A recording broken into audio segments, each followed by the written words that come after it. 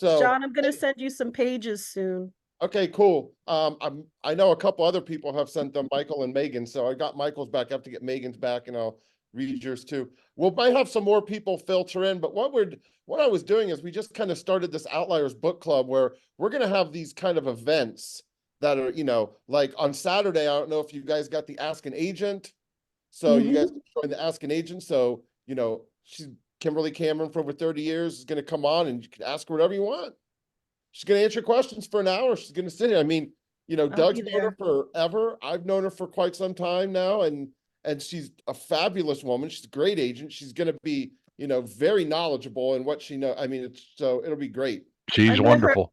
I met her at Thriller Fest. Oh, okay. And when I spoke to her, I had no idea she was Doug's agent, which is probably why I was so chilled when I met her. Yeah.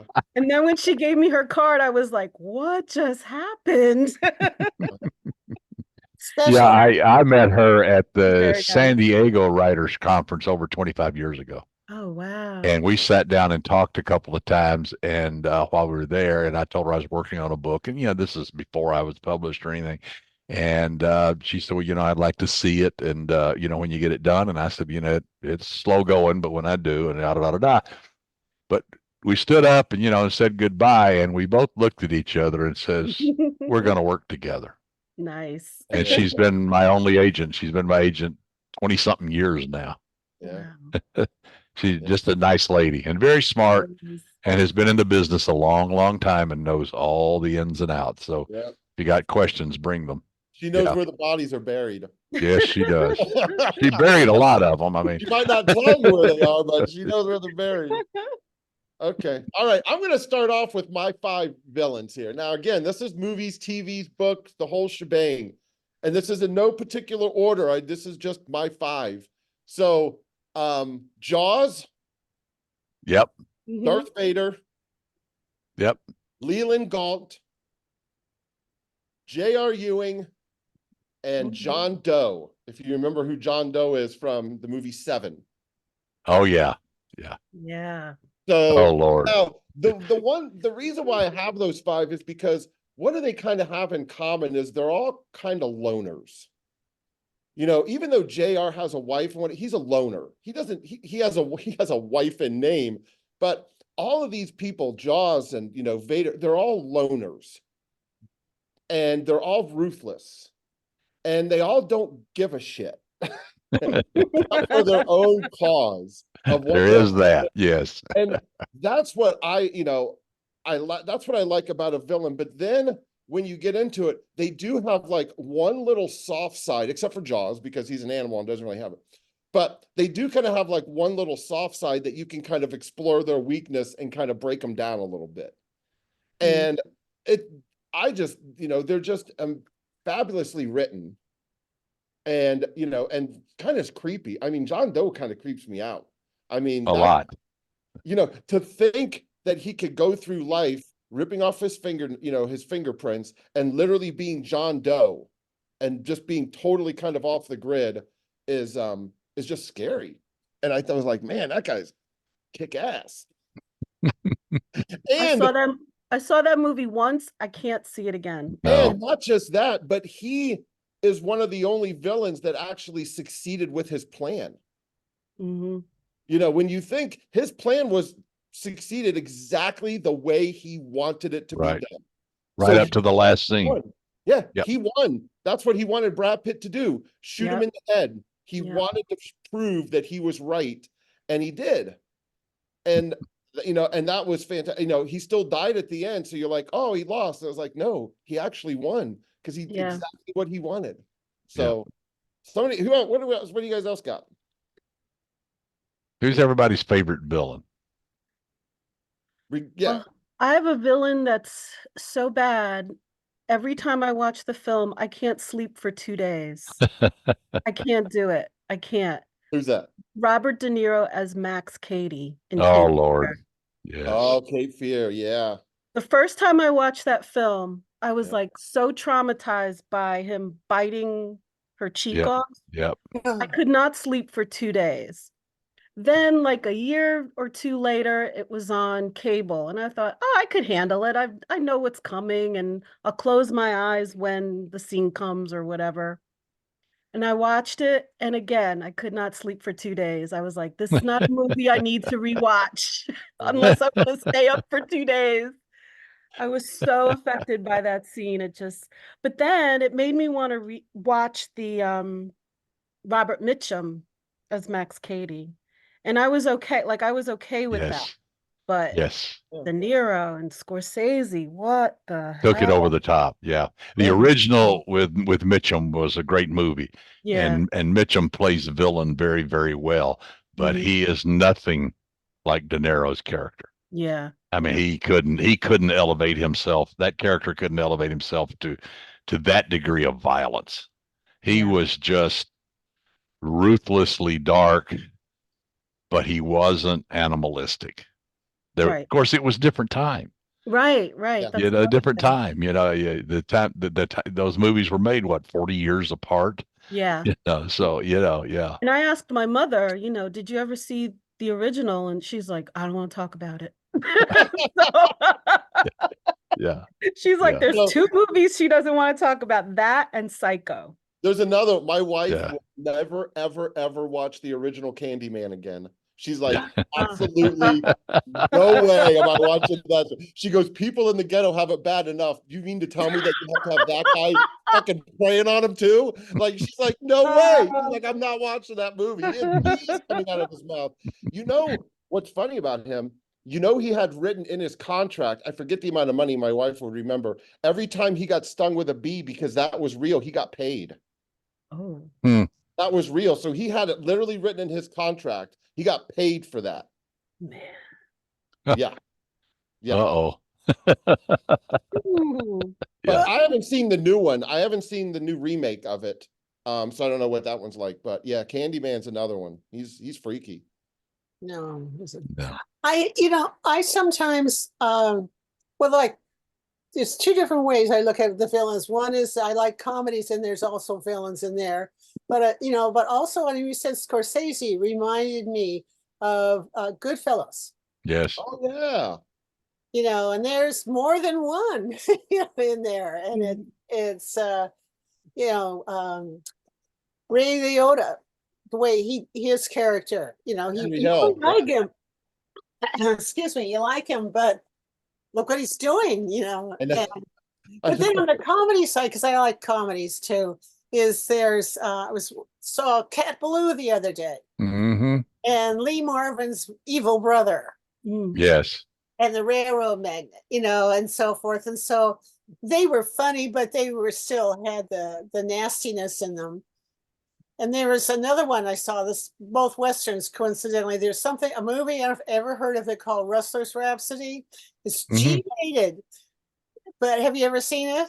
Yes. It's a No, but I've loving heard of it. parody of the Western movies, starting with this, silence all the way up through spaghetti Westerns. And Andy Griffith, of all people, plays the colonel, the cattleman in that. And it's so different that I still remember it, some of his lines. But anyway, that's my little side note. So Nice. One of my favorite all-time villains was Shagur in No Country for Old Men. Oh yeah. And he was just, I mean, there were a lot of villains in that because all the drug guys were after, and No emotion. but Shagur was, I mean, wow. I mean, that poor guy said that he would walk on the street and people would walk the other way because they saw the movie and they were scared. Right. Yeah. know. Bardeen. Yeah. Yeah. And yeah, it's the creepy things that he says, and this is great writing and great storytelling. Where the girl said, "Are you going to kill me?" And he said, "You've seen me." ooh, I No mean, emotion, no emotion. no anything, just well, you've seen me. Yeah, Wow. like wow. And he carries around that damn air thing. Like Yeah, he's oxygen, and it's Oh yeah. it's what they use to kill cattle. yeah. I Yeah, mean, Oh yeah. my God. yeah. that was some freaky thing. I mean, what a great idea. I'm so not going to be able to sleep tonight. Yeah. Oh yeah, Already. yeah. I mean, you know, But it, If I what was- can't sleep, who I'll was be the- doing some writing. So so who was the first villain that kind of, when you were a kid, when you saw just scared the hell out of you? oh, the rattlesnake that killed old Yeller. Oh, come on. oh. Oh, oh. Oh. What about Arsenic and Old Lace? Mm-hmm. Oh, I remember that play. I saw that play. In the movie, with Cary Grant and so forth, and Raymond Massey Mm-hmm. plays the evil brother. Mhm.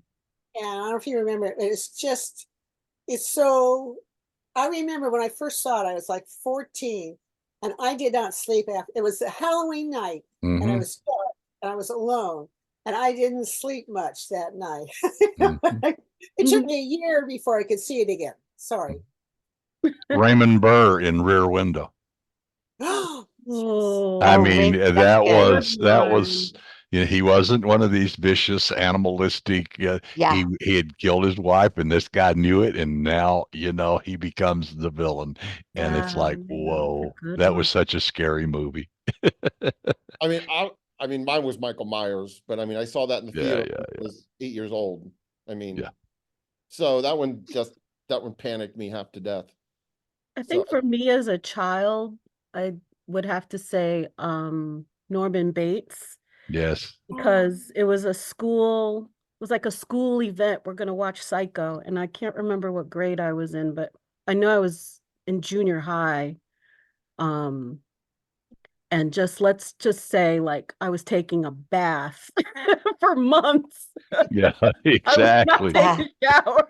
Exactly. did you ever see the movie of that where it was like the Hitchcock movie of like the making of the Psycho and how he Yes. did and Mhm. how he took all Yeah. that flack and they're like, "You're gonna kill the star of the movie at the beginning," and he goes, "Yep." Yep. And they're like, "We're not gonna give you money for it." He's like, "I don't care, I'll do it myself because that's the way it's Mhm. supposed to go." Yeah, that was And he excellent. never was showed so violence. creative. He never showed the violence. No, that was It was the Kevin before and Smith, after. that was But yeah. the You thing know? is, the audience filled it in for Yes. themselves. That's And what that's made it scary between and what's weird is it's in black and white, so it's not like you're really seeing blood, No. but No. people still filled in like the stab wounds, and they swore that they saw But the knife go into her. there And were I no think that stab that's wounds. the there are no mark stab of a wounds. great thriller writer. Yes. Original Halloween movie, there is no blood in it. Mm, Yeah. mhm. It's all There's just no blood. anticipation. Watch the Yep. original Halloween again. There's no blood because he had no budget for it. The only little piece of blood that you see is when he lies that girl down on the bed and has the tombstone that says Judith Myers. That's the only blood you see on the person. But when he kills Oh. everybody else, remember, he strangles, he stabs, but you never actually see the blood. You never see any of it. Wow. So it's just I interesting. would say, I would say maybe Norman Bates, but I'm a cradle Catholic, so we never watched it at St. Pat's. It was Yeah. on the weekend, if that. But I'm going to go back to some of my favorites. Martin Wenger from The Girl with the Dragon Tattoo. Yep. Okay. I mean, and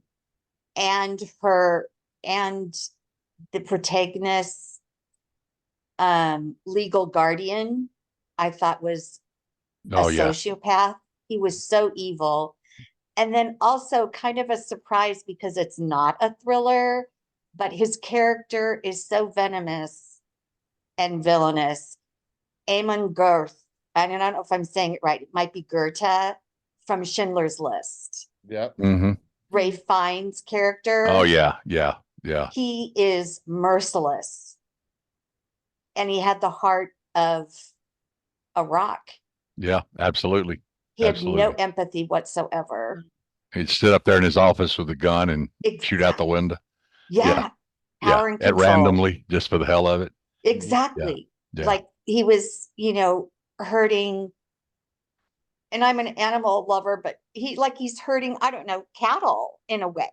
No, And it sure. was just so demeaning. And I think he personifies the sociopath and psychopathic personality because there's little or no empathy like John was saying, his villains had one Achilles heel, one place where they had a semi weakness if you could discover it. And I thought that was a great observation.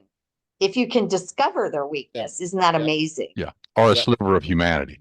Right. You know, that's what separates the really great villains. I mean, Hannibal Lecter, when they did a poll, was voted the most famous villain of all time. And it's easy to understand why, because he was skilled at what he did. He was smarter than everybody else in the room. He was ruthless to the point of being animalistic, of course. And I don't mean just the cannibalism part. He was just vicious. You know, and he disembowels the guy and hangs him up and all that stuff. I mean, he would do all this stuff, but yet he was a guy that appreciated good food and good music and good art and good literature. So he had all these wonderful qualities, but he was a complete animal, you know, when the push came to shove.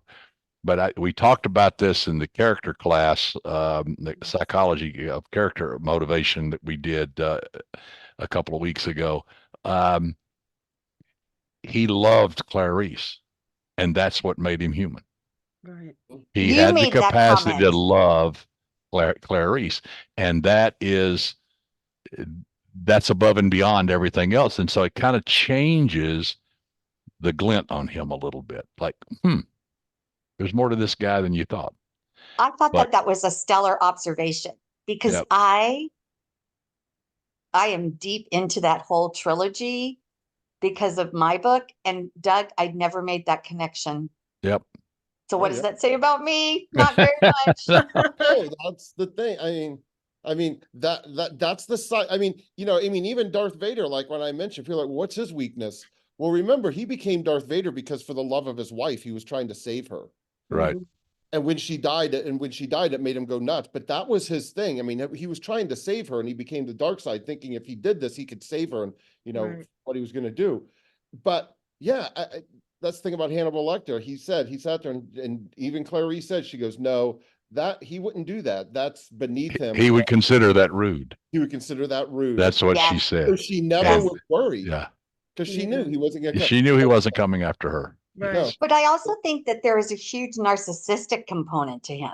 Do you Oh, agree? absolutely. Oh, yeah. Absolutely. Like All of them. major. Oh, absolutely. He was a narcissistic most sociopath. There's no question about it. In He a knew classic how sense. smart he was.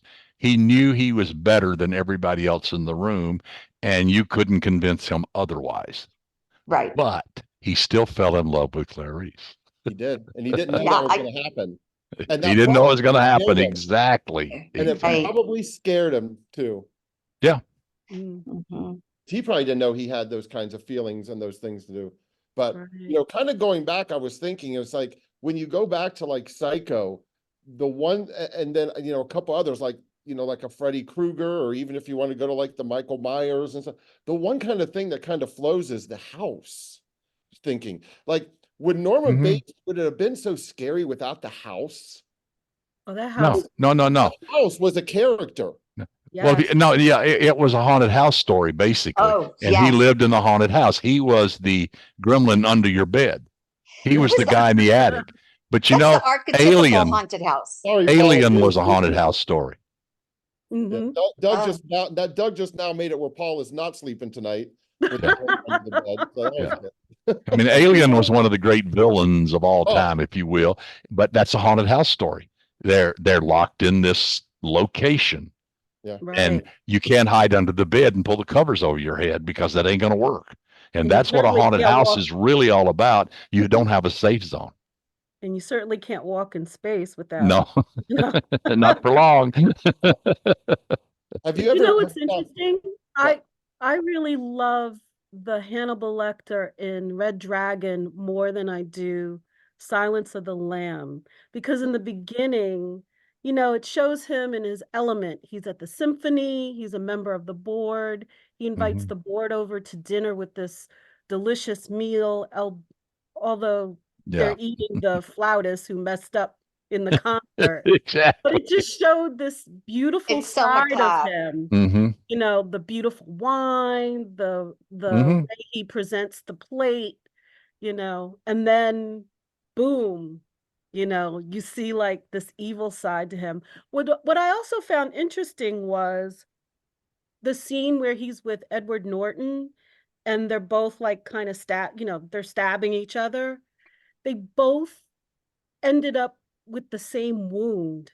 If you notice, um, Edward Norton is stabbed with a knife, Hmm. and then Norton stabs Hannibal with the arrows in the same spot. It's almost like they Like a made the mirror? villain and the protagonist match up, but one Yeah. is evil and Good one is point. good. Good point. Didn't catch that. I didn't either. So good Yeah. point, Paula. That's See? awesome. Now we don't have to Um, go back and watch these movies and catch this stuff. Hmm. Exactly. So my question for everyone is the house where Francis Dollarhide lives, Mm. would you characterize that setting or location as a character? Well, setting is character in a lot of stories, and I agree. His house was so creepy, and it was where the mother's teeth were. Yeah. So I kind of think, I It's kind where of think, it's where his stamp of approval, if you will, was located. So it made the house the location that things had to happen. Not to mention the fact that the girl he hooks up with is blind, It blind. right. and she has to figure Yep. out a way to navigate the place, like before, when they first meet, and then during the fire. Yep. And So she yeah. relies on her other senses to do that. Oh yeah, she's Yes. counting, she's They Right. touching they are furniture. very Yeah. much, they are very much, I agree. But an even better example of that, did you ever see Wait Until Dark No. with No, Audrey Hepburn? no. Oh. She's blind, Yeah. and the villain is Alan Arkin. Oh, wait, there's a And faint he comes memory. into the house and he's trying to Long time find this ago. vase, this thing she got off the plane. She didn't realize I won't give it too much away, that there was something there that he was hired to get. So she knew what was coming, and she blackened out all the windows. She broke out all the lights to kind of make it in. And I won't tell you the punchline, but Alan Arkin in that was without a doubt one of the most ruthless and most frightening killers you'll ever see in your life. He was outrageous in it. But Audrey Hepburn was fantastic. But Wait Until Dark, it probably loses something on the small screen. I saw it in a movie theater way back when it came out, and it was terrifying. Oh, The see, audience could not breathe. I gotta revisit that one. I think the terrifying factor is what at least compels me as a writer to continue to write, because it's like, Mhm. oh, this person is so death defying, merciless, all of the things. And like Paula, one of the movies that I watched by Madame Agatha herself, kept me up for months. And it was, And Then There Was None. Oh, yeah. That's a good one. Have you watched it? Yeah. Long time ago, yeah. Yeah, a long, long, long time ago. Yeah. Then There Were None has been remade into a couple different scenarios too. I mean, there was a great, if you like that, there was a great TV show, and I actually interviewed some of the actors for it for Suspense Magazine one time. It's I think it's 12 or 13 episodes, called Harper's Island. And what it was that it was a TV show. And basically there was a young couple. She was very rich. He was like a deckhand, but they're getting married on this island where he used to go, where he worked and whatnot. And his best friend used to live there. Well, 7 years earlier, there was a madman called John Wakefield who killed people on the island. And one of them was this girl's mother. So it was like trying to get she finally goes back to the island for the marriage of her friend, which she's the best man of the guy. And then all hell breaks loose, but it ends up being, and then there were none, because there's systematically, this person, whoever it is killing these people one by one. And the whole premise of the show was kind of like, who's going to die at the end of the episode? Right. And so that's what it was. So you kind of go through, and it's really good. I mean, I've probably seen it 20 times and I always find something new in it that I do, but it's so well done. And so I interviewed a couple of the actors for that to talk about it because it was just, and their experiences and how it was. And it was kind of neat to see how they didn't even know, the killer didn't know until episode 9 that they were the killer. Oh, The that's writers wild. had them in the dark because they didn't want them to act a certain way or if something happened. So it was just, so it wasn't until episode 9 that the person or persons knew that they were the killers. So that is the suspense factor even for the actors so that you get a Yes. transparent, authentic acting Right. I methodology, had no right? idea. Right. So they had no idea. So it's a puzzle. I mean, to try to figure out of what it is, but it's a really cool show. And that was built off of Thank it. you. Yeah, I loved her pacing, the pacing of the inexorable climactic point of what you're saying. Yeah. Who is going to be left and who is the true villain? And it shocked me. The latest version, I think, is from PBS or Yeah. Acorn TV. And the musical score, of course, heightens your suspense and the thrill of it all. And the Mhm. fact that it's on this English island, which exists actually and is so vacant and forlorn, and Yep. it's so all of the things that make a good. I thought it was a terrific. It was All a right, I terrific. got another villain for you. Okay. Okay. Hans Gruber. Oh, Hans Gruber on Die Hard. Yeah. Alan Nice little Rickman, I love Christmas him. movie for I you. love It's him. not a Christmas movie. It's not a I- Christmas movie. It is. But it is a Hans Gruber was Christmas one of the truly Let's great turn it villains. around. I mean, you know, Yeah. again, he was smart, he was suave, he was organized, he was sophisticated, he was ruthless, he was all those things, but And he had a British accent. and he had a British accent, You which know, it was funny. Was he German or British? He I think was it's German. Yeah. But you know, it was funny. He's British, but he had a German They accent. try, Right. and then they tried in the third movie to make his brother worse, and it didn't work. No, it didn't work. Yeah. Didn't work. Didn't yeah. work. They Didn't because they tried to up the ante, and it was like it didn't work the same. He was not as scary. Jeremy Irons is a great actor, but it just Mhm. Yeah. wasn't the same. It's not Christmas till Hans Gruber falls from Nakatomi Plus. Exactly. That's like the ball dropping for Christmas. Okay. All right, let's move in the other direction. What about Nurse Exactly. Ratchet? Oh, you know, Now yeah. there's a Yeah. villain. There is Oh, a yeah. ruthless No, villain right there. She's just straight on her path, and you're not getting her off. Exactly. You're not getting her off her path. No, no, no. Ah, And she a is good not going to one. let him get away with his antics at all. She like Medication read him time, and knew him right medication away. time. Yeah. And you know, and speaking of Jack Nicholson, because if you all read The Shining, I think that Stanley Kubrick turned the character a lot more evil in the movie than he was in the book. Mm. Hmm. I think he did, because when you kind of read the book, you know, it's like, yeah, a lot of it centers, you know, around the boiler room or whatnot, but it's his love for his son kind of at the end where he kind of lets them out and to blow the thing up because it blows up, but he allows them. But in the movie, he's going after to kill them in the maze. He's not letting them out. Like Yeah. he's going to kill his family. But yeah, in the book, it's like the love for his son and his, like he allows them to leave before it happens. So there, that's like that was like his thing. That was his one kind of thing. He loved his son, and that's where his weakness kind of came to finish the job that the hotel wanted him to do, which was the actual evil character in the whole movie. Hmm. I mean, the hotel and the villa and the spirits in that hotel were the evilness to turn him into, well, it wasn't hard. He was kind of already close, but it was the stuff he Yeah. had in him. It just helped him to let him out and let it go. Hmm. But yeah, the Stanley was the evil one in that movie. For Yeah. Nurse Ratchet, I didn't Mhm. realize how evil she was until the character that had the stutter, Yeah. Exactly. Jack Nicholson's brings his little girlfriends over and they finish, having sex, and he's not stuttering anymore. And it's just like one look and one line from Nurse Ratchet, and he's back to stuttering again. And I thought, my mom's a nurse. So I feel like, you know, how evil can you be? You're in like the most angelic uniform ever made for anyone, and you treat this poor kid like that. Holy Yep. cow. Yep. I was like, she is pure evil. Mhm. It I shows would how have dark she was. I would have snatched her neck too. I'm just saying. Like, And lady, that's you what are you want. done.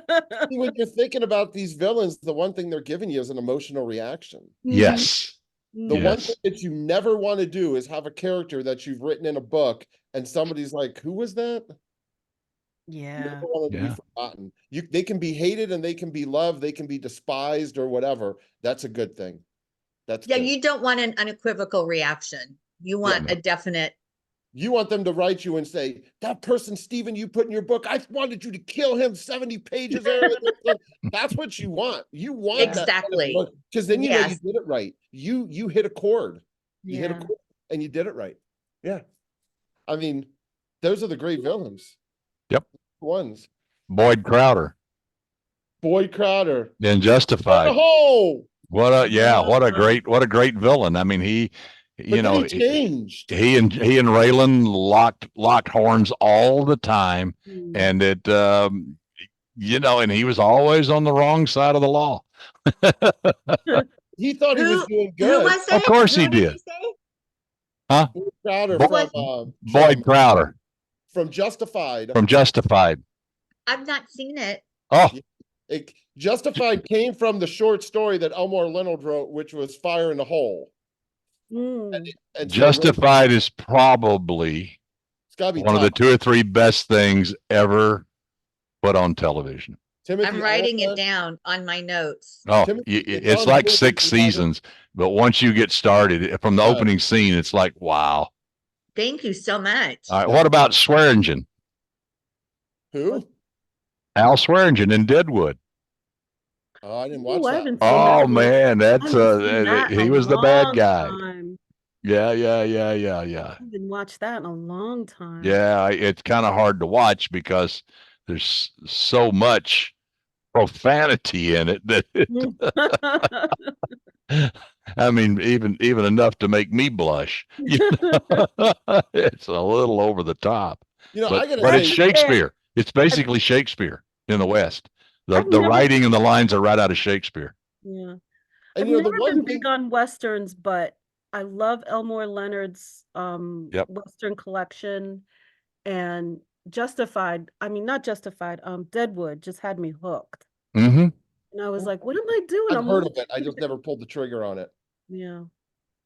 Okay, here's one for you that's a little unusual because Denzel always plays good guys, even though they might be Training Day. ruthless. Training Day. What about Alonzo in Training Day? Training Yeah. Day. That is a pretty dark villain. Now, Yeah. on YouTube, there's an interview that I did with Ethan Hawke when he was in Budapest. I talked to him, and he talked about Training Day for a second, and he goes, "That was the most intense movie set he has ever been on in his entire life." I bet. hands down." Wow. He said the way that Denzel pushed him to be better. He said he was never pushed by another actor like that before. And he said, and he just gives all credit to Denzel for doing what he did.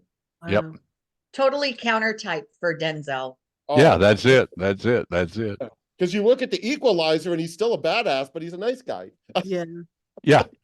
Well, he thought he was a nice guy too. He thought he was cleaning up the streets, and there was only one way to do it. That He was just wanted his to get way. paid for his actions. Exactly. He He wanted to just get paid for his work. Nothing wrong with that. exactly.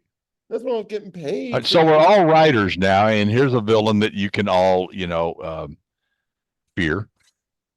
Annie Wilkes in Misery. Oh, how could I Oh, forget man. her? Yes. She's one of my favorites. Oh, it's just enough to Ugh. make it makes you just want to, Kathy feet are Bates was tingling at was this just too believable. She I was just got incredible. goosebumps all over my feet. Exactly. She was too believable.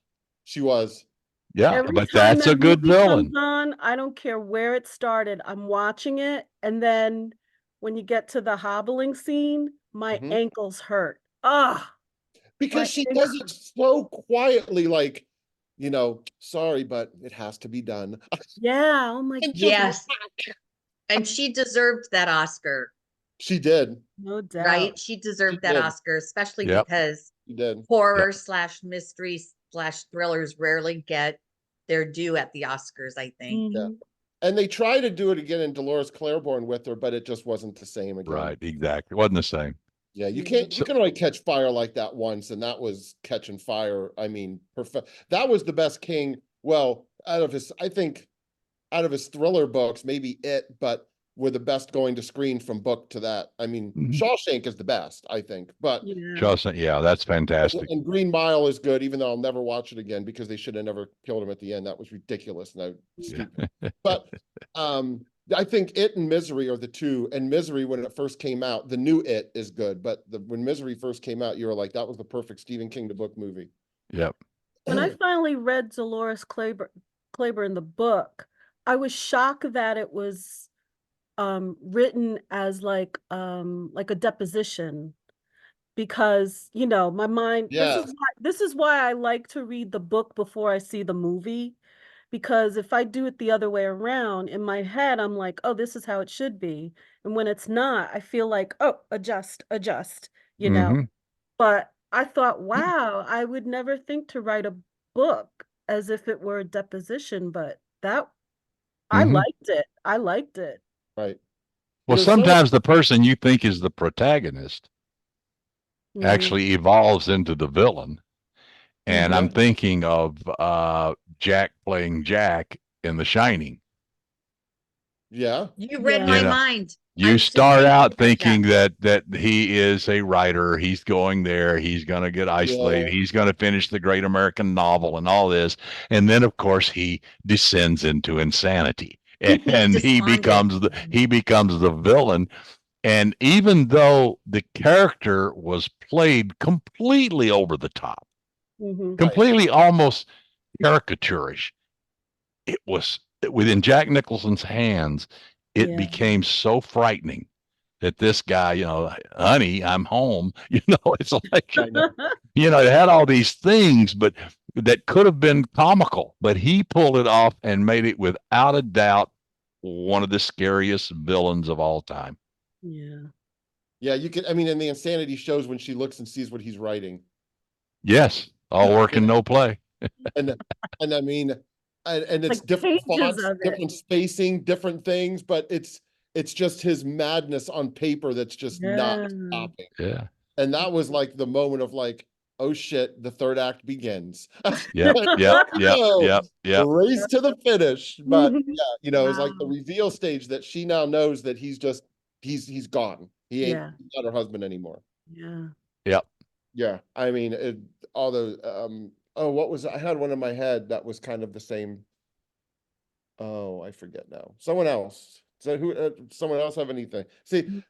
the whole thing of these villains, though, is that thinking about when you're going to write them and when you're going to put them down, maybe is thinking about. Remember, every single one of them, they really don't think they're doing anything wrong. Right. Mhm. They might know murder's bad, but it's needed because it's hoping for the better good. I mean, Yeah. let's look at, can you really, really, really fault Thanos for doing what he wanted to do? Can you really fault him for killing half the people on Earth to save everybody so the existence of people were going to continue? I mean, he was doing it out of a kindness. He was just like, yeah, happy you got to go. But the half Yeah. that are left are going to make it, and you're going to make and you're going to make it go. But they stopped him, even if that's the thing. Like, can you blame Thanos? Sometimes And you look at him and you're yeah. like, Yeah. And did HAL 9000 really have to open the pod bay door? yeah, Uh, yeah, yeah, I was gonna mention enemies that or villains that are like entities, like Hal, Mhm. but also like the corruption in Los Angeles with Chinatown. It just kind of, Yes. yeah. LA Confidential with the cops. I mean, that was yeah, Yeah. yeah. no. Sometimes it's systemic. Exactly. One of my all-time favorite movies, LA Confidential. Yeah. I loved I thought the acting was Yep. superb. I thought the plot was threaded with multiple parallels. Yeah. I And it had thought good people. it had, Yeah. and the fact, like you said, that it was a systemic corruption. Yep. When I think that that's the crux of some great thrillers is that Mhm. they are paradoxical. Yeah. And right here you have the police who are supposed to be about safety, and yet they cause so many murders and are so corrupt because of so many things. Well, especially LA back then. Yeah. Money. Well, yeah. So see, and then there's the historical component, the retro vibe. So I loved every piece and part of it. Great mention. The general and the general's daughter Oh, well, he was just, was pure evil. he was a Wow. bastard doing what he did, looking Oh. at his daughter and Oh, saying, that's a good one. honey, just I did forget not about see it. it. Oh, man, yeah. You ever saw the general's daughter? Oh, gotta see No, I that. mean, I'm feeling like, It's a Nelson DeMille novel. The novel's Nelson great, DeMille, but the movie, yeah, is so good. oh, good. I mean, I feel like I'm up on things, but clearly I'm, John Travolta, James Woods. I mean, Timothy yeah, Hutton. yeah, Timothy Timothy Okay. Hutton. It's just fantastic. It's really well done. oh, awesome. Yeah. Thank you. Madeline Stowe. Yeah. Who's the guy that played the general? Oh, I know his name. He was also in L.A. Confidential. Yeah. Was it James Yeah. Conrad? I think, is that his name? I can see him, but I can't remember his I name. know. I gotta look it up. It'll drive me nuts. Yeah, I remember. Thank you. I think he recently He passed away. glued his hand to the counter at Starbucks to protest something. Wow. So he's not the brightest person, but you don't super glue your hand to a counter in a coffee shop. But I say good Lord to that. Oh my goodness. but yeah, he was he was just like behind the scenes, just and until the end, just James- when you find it. Then Was you it- realize who he is. And yeah, Did you look it up, Paula? James Cromwell. James Cromwell, that's him. James Yes. That's right. Yeah, he he plays villains in many different things. Like he plays kind of bad guys Yeah. in business and stuff that you'll see in other shows and Is he the movies. captain? Yeah. Is he the seedy captain? No, he's the general. He's the 4-star general that No, in LA Confidential. yes. He's yes. the seedy, Yeah, unscrupulous yeah. captain. He's Okay, thank you. he's the Yes. bad guy. I can't believe He's a he great seems so villain. erudite. I'm so surprised that he glued his hand to a Starbucks counter. I think it was Hello, him. Yeah. Georgia. You know, the one thing that's no one's mentioned, but we all grew up on them, but now they've taken them away, are Disney villains. Oh yeah. I mean, Cruella de Vil, Oh yeah. when you were a kid, she wanted to kill your dogs and put them on herself. Right. You know, Ursula's here to steal souls. Right. I mean, you know, look at Pinocchio, one of the darkest movies for crying out loud in Disney. And those Disney villains you grew up with, and, you know, they were wonderful. The Evil Queen, you know, Maleficent. I mean, all of these great Disney villains. And now they've kind of stopped doing them. But I mean, And that's why Cinderella's stepmother. Cinderella, Lady Tremaine, Oh, you very know, good point. they wrote some great villains for, you know, and really some scary, I mean, some kind of scary things that were Lex going on. Luthor, you know, it goes on and on. All the comics book stuff that came out of that. Yeah. And then Let me look ask you this. Yeah. Is Tony Soprano a hero or a villain? I think he's caught in a situation. Yeah. And he think I mean, he's both. is he a Is he an good guy or is he anti-hero? the bad guy? You I know? think he's both. I think Yeah. I think he manifests the human condition. Like John said, he's put a in this survivalist. scenario or situation and out comes evil. Is Yeah. his heart good?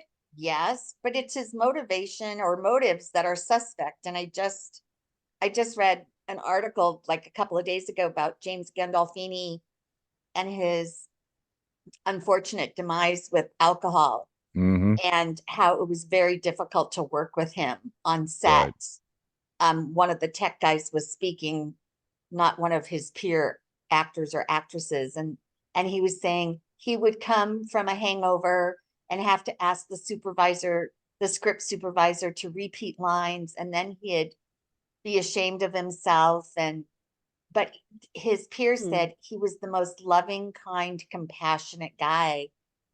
And one of his dear friends had said that character took a lot out of him. Hence, Well, I bet. his disease spiraled. Yeah. So Well, it's interesting that there's several examples of this that come to mind. he evolved from almost the hero, father figure, godfather figure. You know, he employed a lot of people. He did a lot of good. Of course, he was a criminal. He was mafioso, all that stuff. But it's when he beat that Russian woman to death in one of the episodes in the house where they got in an argument. He beat her to death. I mean, beat her to death. And that's when Tony Soprano changed from a hero to a villain. The exact same thing happened in Breaking Bad with Walter White when he sat there and watched that girl die of a drug overdose in that apartment. Oh, And suddenly you realize, whoa, Walter is not the guy I want to care about here. Walter is evil. And that's why Walter had to die at the end. So what do you think, Doug? Do Well, I you think they started out as almost the protagonist of the story and ended up Sure. as the evil person in the story. So that doesn't necessarily mean they're the antagonist, but it means that they evolved character-wise from someone that was more on the good guy side, you know, on your the Gary scale, Cooper like your side, slide? and then they ended up on the bad side, you know, the Robert Mitchum side. You know, So the human condition situations made them of course. The turn way their that- morality Like upside Michael- down. like a lot of those mafia like guys, Michael Corleone. yeah, I Yes. think they, Oh, I yes. agree. Classic example. I think Exactly. they act a lot out of fear, because I think that their actions are a lot of out of fear. Somebody's Sure. going to get me, go get them first. Something's happening, go get them first. And so I think that a lot of their actions are out of a fear-based paranoia state in times. Sure. And, you know, that's why when you look at like Pablo Escobar and you look at like the major drug dealers, you know, they kind of just stay in a compound and never leave because they can't. They're afraid. I mean, all it takes They're is paranoia. waiting for 'em, Yeah. and from a And 1,000. pretty soon somebody climbs the wall and shoots them. That's You it. know, that's So basically when what you look at happens. Yeah. Scarface, Scarface. all Scarface did was become a very, very rich prisoner of his own making. He was Yes. stuck in his Right. compound. Right. All he had was cameras all around, security cameras, guards and whatnot, but he was too afraid. Well, he and a couple of couldn't leave. rocket They wouldn't launchers. show So there up. was that, you know. Yeah, you know, but it was all out of And not to fear. mention not to mention all the cocaine in the world to make you paranoid enough. Paranoid, Exactly. If you Exactly. ever read, you know, I don't know how much others. But he's another character that evolved. Yeah. You know, early on, you're on Right. his side. You're thinking, oh, this is a young kid, you know, he's an immigrant. He grew up in the cages and he got out in Miami and he's trying to make his own way and find his own way. And oh, he gets hooked up with this guy. And sure, the guy's a criminal, but you know, he's okay, yada, yada, yada. Well, he becomes much worse Oh yeah, than the person Mhm. who mentored him, if you will. yeah. He took You it to know, an extreme. He took it, way up the food chain. Yeah, he amped it up to another level. Kind of like what Wesley Snipes did in New Jack City. And it was kind of the same thing. He was a low-level drug guy, and then all of a sudden he got big, and then it was like he Right. was living in his own castle and not leaving. I mean, he was just stuck in his own world of just Right. living. And then they found him, you know, in that girlfriend's apartment, hiding out in his own little prison. I mean, Mhm. that's where he was. He was in a prison this entire time. So, you know, that's when you're thinking of you kind of feel a little empathy if I look at it that way. I'm like, all he did was build a prison. Yeah, he shot people, but you know, put himself in just a very expensive prison because he wasn't doing anything. He wasn't going anywhere. He wasn't experiencing life. You know, it's not like he could hop on a plane and fly to Japan and go check out the Tokyo Tower. I mean, there's no way he's never never gonna do it. You know, so yeah, that's just, you know, I again. have to say, in God, Go sorry. ahead. No, go ahead. Oh, I'm No, sorry. No, I was gonna say in Godfather 1, I was very, very sad that Michael had to become the Godfather because to me he seemed like the most innocent and like the one person that could be legitimate outside of the family. Mhm. But like you said, John, his father was almost killed. right. And His also, brother I got think shot. part of it was And they went to the right. mattresses, And and now everybody's afraid. And Yep. It's part of it mano a too mano. was my family needs to survive. yes, And I'm gonna make sure that they do. And these then two in corrupt the people that are trying to kill this cop and this drug dealers, Salazzo, that are trying to kill my father, I have to eliminate. Yeah. right. You know The what I one, love about that movie? The camera direction. When you Hmm. first meet the Godfather, how Yeah. the camera zooms in very slowly. And then when Michael is sitting in the chair talking about how they're going to go after the police captain, Yep. the camera direction does the same thing. And it's almost Yes. like, whoa, we're watching Michael become the Godfather. you know, I just got chills just talking now about it. aside from the villain It's amazing. in that movie, I love the evolution of Talia Shire throughout the series too. Yep. Yep. She almost started becoming Oh my his mother. God, right? I was almost thinking, is she going to be behind the scenes, the ruthless one, and going to do stuff and like and push Michael in a direction, that could be. I was almost waiting Well, she because did for a minute. yeah, because after her husband was doing whatever, She and ordered the hit. yeah, and James Caan just totally beat the shit out of him and whatnot. I mean, Mhm. you started Yeah. seeing her movement to like embracing more of her family role Right. going through. That was Right. kind of neat too. Yeah, but Mario Yeah, Puzo that was scene where the scene after the mother's funeral where Connie comes to talk to Michael yeah, and she's like, let me be a part of, let me be more than just your sister.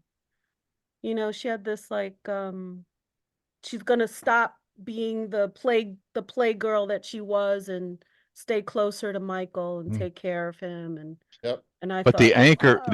And then the in acorn in 3, the she just tree. became a dragon lady. Yeah. The acorn in the tree analogy here, when Michael Mm, decided that he had to do what he had to do in order to protect his mhm, family and in order to keep his family together and keep them prosperous and keep all these things going.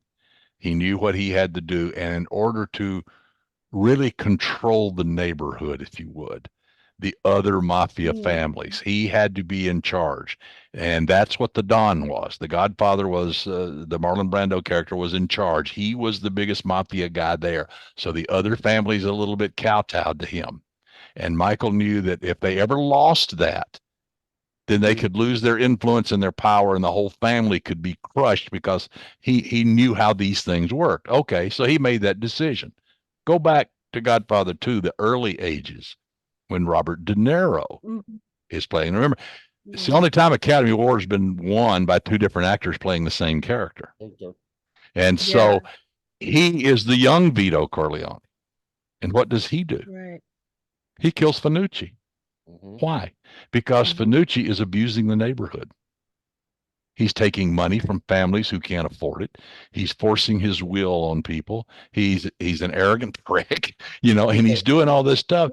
So De Niro, the young Vito Corleone, just like the young Michael, says, I have to fix things for my family and my friends and my neighborhood and my community. And 100. that means this guy's mhm, got to go. Yeah. So when you think about those right, parallel each other. So the acorn did not fall far from the tree. Mm-mm. right, right. Nope. No. Fascinating. Huh. Mm-hmm. Well, So I'll what tell have you, we learned here? yeah, it's What been have a we lot. learned about villains? What did we learn about villains? Pretty complex, aren't They're they? fun. Yes. No Yes. rules. And they drive the story. They do. They drive the story. Right. They're the And they obstacle of never the protagonist getting what they want. Whether they're on the page and they or never not, think they're wrong. well, once Yep. and you write them on the page or not, they're the tension that's driving your entire story. Mm-hmm. That's what Mm, they are. Their presence alone is driving the story, whether you wrote them in a scene or not. The whole Yeah. thing is revolving right. around that. I mean, Oh, the I got whole. one more. Johnny Rocco in Oh, Key Largo. okay. The Edward G. Robinson character. Key Largo is one of my favorite all-time movies. Bogey and Bacall. And I remember Claire Trevor Never won know an that. Academy Award as a Best Supporting Actress when he made her sing for her drinks. Remember Johnny Rocco? It was so, so, so good. But there was another villain. It was the hurricane that was coming. Yeah, see the hurricane. That Yeah. that that put the Weather as ticking time villain. clock on everything, and that's what trapped them there. and they couldn't leave immediately. And that's what started the whole dynamic in the haunted house, as it were, which was a small hotel. So, but Johnny Rocco was as Edward G. Robinson was so good as the bad guy. Mm-hmm. Another great show. I'm sure you guys know. 24 always had good bad guys. Yeah. And there was, and you don't know, but the problem is you didn't know which one was the really bad one until like kind of getting near the end, because it was like he had to go through the chain of command to kind of get there, and then he finally got there for the guy pulling all the strings in the behind the scenes. But that was always good, and it was that time frame element. If you don't get it done in 24 hours, shit's hitting the fan, and you're not gonna like it. You know what drove me crazy about that Yeah. series What? is they were in one of the most secure, high-tech, isolated, environmentally, electronically, you name it, controlled environments on the planet Mm-hmm. in that little building. Mhm. And he would go downstairs and make a cell phone call. Mm. In almost every episode, he would was his sneak cell out and make phone a that cell was- phone call. Look, listen, this is like trying to use a cell phone in the West Wing. It ain't going to happen. It's not going to get outside.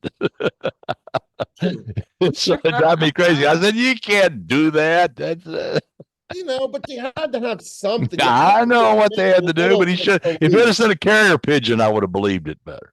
I mean, come on. I mean, if you want to look, I mean, again, like I always say, everybody loves Harry Yeah. Potter, but I wouldn't give a time machine to a 12-year-old, Right. right?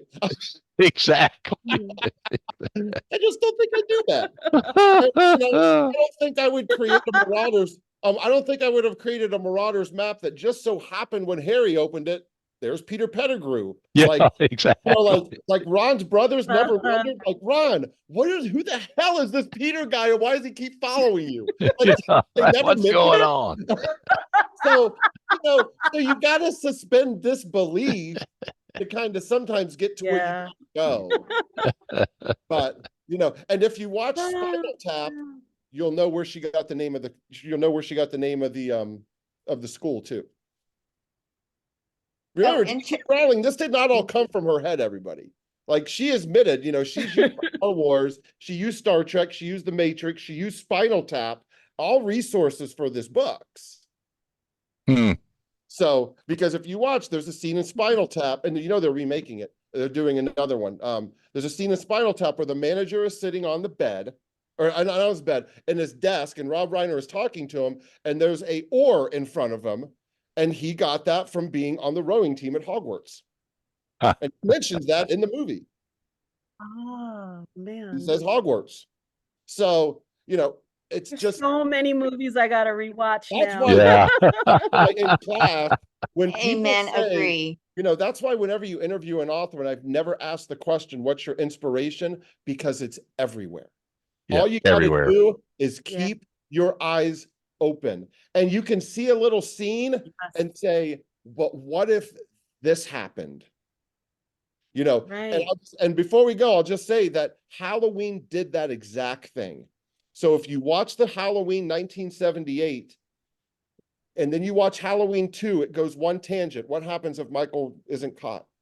Then they did the new trilogy, 78, but then he gets caught and he's in jail for 40 years until he gets out to Jamie Lee Curtis. So they said, well, what happens if he gets caught? And what happens if he doesn't get caught? And so they try to answer those two questions. So they kind of did it for you. They're the only ones I can ever remember doing that. But that's kind of what that new trilogy was. That new trilogy was, you forget Halloween 2 and everything else. That's not Michael's sister and none of that. It's what happens if he got caught. How would Jamie Lee Curtis react in her life? And how would Michael react in his life? And then they found each other 40 years later. Again. Wow. So, sometimes that's what you do. You see a scene, God, I can't believe, the Kansas City Chiefs parade of what happened, but you can look at that as a writer and say, well, what if this happened? And then you have an idea for a book. Yep. That's it. Exactly where it comes from. That's it. Always the what if. What if? And then from that comes your story question that we talked about. That's it. Yeah. And your entire novel, the whole manuscript is about answering that story question. Don't lose sight of that, and you'll be fine, regardless of what kind of villains or non-villains or heroes or hero helpers or villain helpers or whatever you got in the book. Whatever you It got. always goes back to the story question. Always. Will this happen? Will this be resolved? Will the hero win? You know, it's as simple as that. Yeah. You Or know, will will Luke be able to destroy the Death Star and save the rebels? I don't know. Let's or watch it and see. Seven. I've been meaning to ask. I've been meaning to ask, when you say what if, do you include so what? Well, yeah, part of Kathy writing? uses that all the time in her teaching, and I think it's wonderful because you want to know what the stakes are. What Yeah. happens if they don't win? You know, what if someone is faced with this problem, and what if they don't succeed? You know, somebody kills their mother. I mean, you know, the point is that Yeah. there's always a downside. If you're just if you win, and the only downside is, well, I just don't win. You know, I don't lose anything. I just don't win. You know, we lost the baseball game 3-2. But what if it's the last game of the season and you're going to make the playoffs or the World Series? What if it's the seventh game of the American League pennant? You know, Mhm. then it means everything, and that's the difference. You know, it's as simple as that. You know, if it's a Super Bowl, yeah, we want to win, but what if we lose? Well, we got It's a whole all year about to the live high with this now. stakes. You know, yeah, Yeah. same The high thing. It's the stakes, I think you exactly. said in your podcast, Doug. Again. Yep, exactly. In Seven, what if Brad Pitt doesn't shoot John Doe and he goes to prison? Does he Yeah. stew? Does he escape? Does he get out? What does he do? What happens? What happens? Does to he Brad? manipulate people from in there to do his deeds outside? Yeah. What happens to Brad Pitt? Right. You know, what happens to his life? I mean, how ruined is it because of? Yeah. Who knows? You know, Is his he wife- looking over his shoulder the rest of his life? Yeah. Yeah. You know, I mean, so you just never. I mean, so those are the questions that you're asking yourself, and then you can answer them in the fun way. Hmm. Yeah. Yeah. In Yeah. any way yeah. you want him to That's the answer. That's fun why part. I always crack up when people make fun of Star Wars and they're like, Luke would have never died that way. And I'm like, how in the hell do you know? Hmm. Like, and I go, and sometimes Mm. I'm like, isn't it boring to know the ending? Like, isn't it boring to know what the ending was going to be? Like, I like that. And first of all, Luke doesn't die. He transforms himself because it's like Buddhism, which is what the Jedi are. They're Buddhist. And so he doesn't really die. He Mm. transforms into something else. He is so enlightened that he kind of enlightens himself some other way, which is what he does. People think he's dead, and it's like he's not dead, which is why he comes back, which is why Obi-Wan talks to him, which is why his, you know, they're still there. They're still entities. They're just, you know, not like touchable. But yeah. Right. All right. Well, I hope everybody Okay. enjoyed this, and I hope you Yeah, had great. fun, and I hope you have some ideas. And we're going to be Don't forget doing these. Saturday. Remember Saturday, we have my Thank you, agent Kimberly's Val. going to answer questions for you, and she's great, so you'll love her. And then we're going to have more of these down the road. Yeah. Chit chats about stuff that has to do with writing and all that.